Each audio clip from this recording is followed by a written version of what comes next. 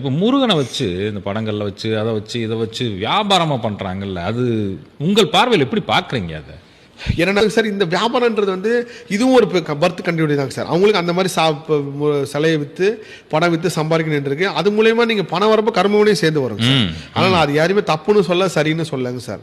எல்லாமே மக்கள் பார்க்குறாங்க சார். மக்கள் எல்லாத்தையும் பார்த்துட்டு இருக்காங்க சார். அவங்களுக்கு எல்லாமே தெரியுதுங்க சார். ஸோ அதனால எல்லாமே அவரவர் கருத்து தான். அதில் நான் எதுவுமே போய் சொல்லலைங்க சார். ஸோ இந்த வியாபாரம் வந்து செய்கிறாங்கன்றது எல்லாமே அவங்களுக்கு அப்படிதான் வருமானம் வந்து சாப்பிடணும்னு விதி இருந்தால் யாரும் மாற்ற முடியாதுங்க சார். எல்லாருக்கும் ஒரு துன்பம் இருக்குங்க சார். நல்லா கேளுங்க. நம்ம வெளியிலேருந்து பார்க்குறோம் எல்லாருக்குமே சந்தோஷமா இருக்கான்னு நினைச்சிடாதீங்க. முருக சக்தியை நான் வெளில கடத்தி மக்கள்கிட்ட கொண்டு போய் சேர்க்கணும், எனக்கு வேற விதமான துன்பம் வரும். எல்லாத்தையும் தடைப்பட்டு போற அளவுக்கு ஆதிசங்கருக்கே வைத்த வழி வந்து சுப்பிரமணிய புஜங்கம் பாடினாரு. இந்த ஆதிசங்கர் எல்லாருக்குமே சோதனை வந்துருக்கு. அப்படி இருக்கும்போது இவங்களுக்கு நல்ல கேட்டுங்க சார். முருகன் பேரை சொல்லி ஒருத்தன் வாழ்ந்தான் இருக்கட்டும், வீழ்தான் இருக்கக்கூடாது. வாழ்றாங்களா சந்தோஷமா இருக்கட்டும் சார். ஆனா மக்கள் தெளிவா இருக்காங்க, அது மட்டும் எனக்கு தெரியுங்க சார்.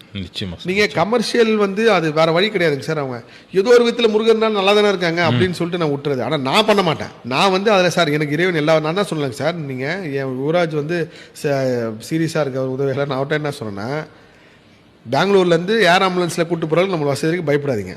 ரொம்ப ஹை ஃபீவர் ஆயிடுச்சு. 103 டிகிரி ஜுரம் வந்து நடுங்க ஆரம்பிச்சிட்டாரு. ட்ரிப்ஸ் ஏற்றினா தான் அவர் இதாக இருக்குன்றார். நான் எனக்கு ஃபீவர் பயனா வைரல் ஃபீவரா இல்லை வேணா வைரஸ் ஃபீவரோ அது மாதிரி இருக்குமான்ட்டு நம்மளுக்கு இறைவன் வசதி கொடுத்துருக்காருங்க சார். 4 பேருக்கு இல்லை சார், 400 பேருக்கு செய்கிற அளவுக்கு இறைவன் அவங்களுக்கு வசதி கொடுக்காரு தர்ம மண்டலம். அப்படி இருக்கும்போது இதை வச்சு நம்ம பண்ணக்கூடாதுங்க சார். அதனால